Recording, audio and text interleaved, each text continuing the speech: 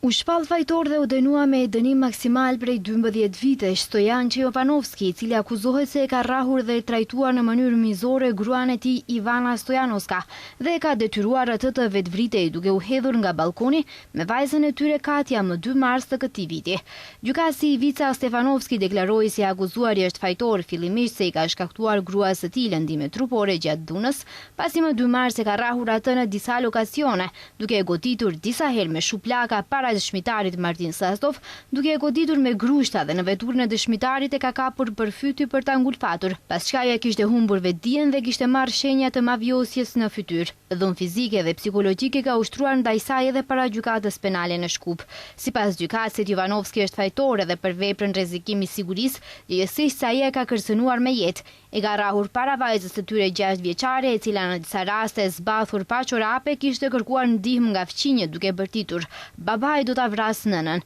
Për veprën penale lëndime trupore, Stojan që mori dënim maksimal prej 5 vitesh, për rrezikim të sigurisë dënim maksimal prej 3 vitesh dhe për nxitje të vetvrasjes dhe ndihmë në vetvrasje dënim maksimal prej 5 vitesh, ose një dënim total prej 12 vitesh burgim. Me propozim të prokurores Adela Bojqević, gjykatësi solli vendim për vazhdimin e paraburgimit derisa vendimi të bëhet i plotfuqishëm. Stojan Čejovanovski, që nga dita e parë në gjyq ka qenë vetëm dhe i tillë ishte edhe në seancën e sotme, kur u shpall vendimi.